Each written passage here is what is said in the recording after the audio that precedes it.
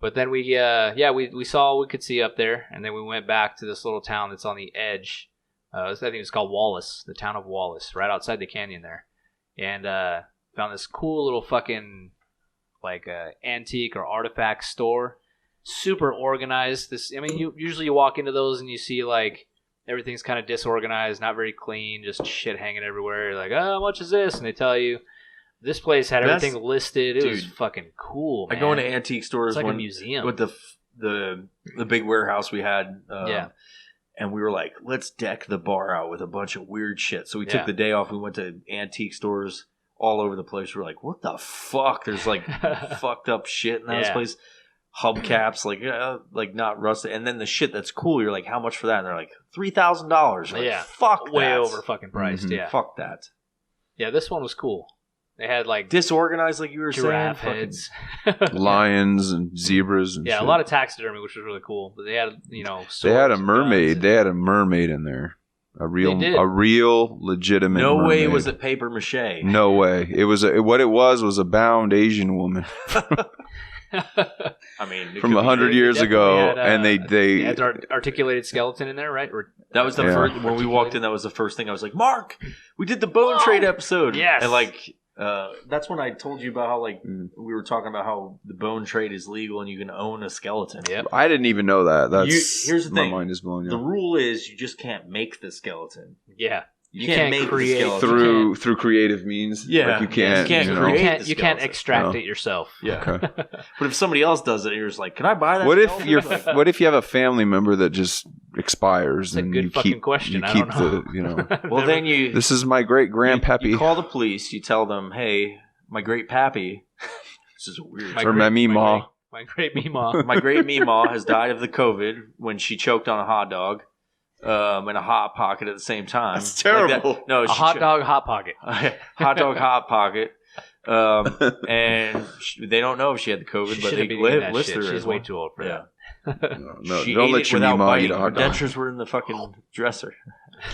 So yeah, this shop was epic. It was awesome. It was fucking cool, man. Gun stores everywhere. They had a little bat inside a little coffin. Fuck. It was like half skin, half bone. Mike was debating on buying it. Like, Mike, you need to buy this. And he's just like, oh, I need to buy this, and he didn't. Well, so I didn't feel like it was $75. I didn't. Yeah, he was like $75, and I'm like, man, he's got a little coffin.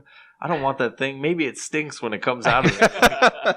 I'm like, I'm gonna put it in the fucking podcast studio. If I have then my your son, dog's gonna eat it. Yeah, my dog's gonna fucking look come at back it and like, it's gone. Just chew on it. Or maybe the worst case scenario, they're actually fucking. I'll get my blood sucked by the fucking thing, half bone, half. It's bad juju. It's gonna wake up and come out. Oh man, they had vampire staking kits. And, oh man, it was cool. They had a bunch of cool shit in there.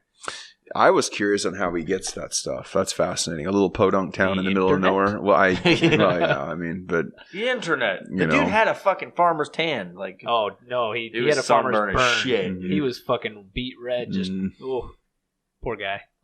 He was super cool. Yeah, that was the story. That was when I started started telling the story. Be like, I don't think I said anything about his sunburn, but I was like, yeah, his mom was like, you need to go on vacation. He's like, how the fuck do I make all the money out of this fucking antique shop? that nobody can come to. Yeah. And mind you, the COVID thing's happening and businesses are supposed to be closed, but he was open.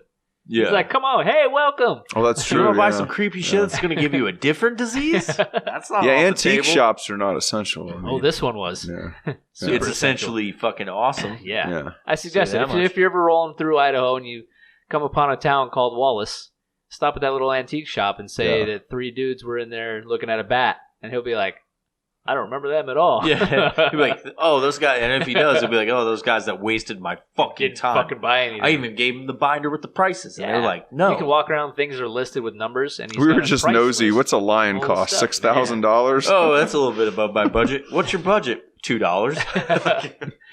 Yeah, the lion was $5,000. The giraffe was $5,500. There was a bison that was $3,600, and there was another bison head that was like $2,700. There's it's decent. It might be less to go get one yourself. It's good taxidermy though, you know.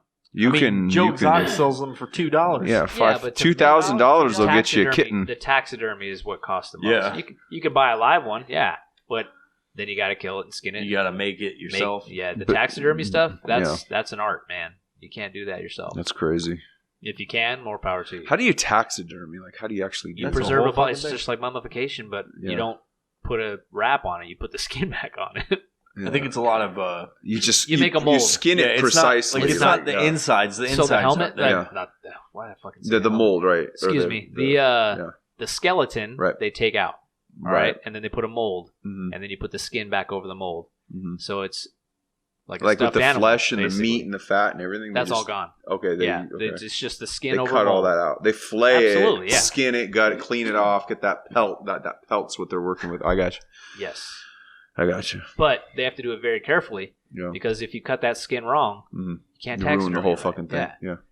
So I mean, I'm not a taxidermist. If you want to know how this shit works, I mean, it makes sense. Right? I would assume YouTube that's that what shit. you do. They'll show you, I'm sure. Yeah. So the question is like, how do you get a hold of like an elephant, like a giraffe, you go a rhino, and you to have Africa and you and fucking shit, shoot them with a big elephant gun. For those of you who are against that kind of shit, fuck off because it happens. I didn't kill it. I'm not going to kill an elephant ever in my life. The hunting industry abroad is its own topic, but it does preserve animals and it does support local economies. There's game farms just for that, specifically. It's actually the whole premise of... the whole premise, but the Tiger King documentary, that was a portion of it, is like, they may be assholes. Like... Well, they're meth heads for sure, but yeah, sure. But it's like... Yeah, people will forget. They'll just look at these things in picture books. Yeah. And be like, oh, that was a thing. Anamorphic personalities. But they're endangered species. Right, yeah. Are you talking about something else? No, I'm looking at his watch. No, I'm agreeing with you. Talking about Animorphs. Yeah. Right, you're saying that people tend, because our society, we tend to, we associate human qualities to animals. It takes away the realism of what it is. And, All right, Elon Musk. Elon Tusk. If that's your real name. Anamorphic qualities. I like it.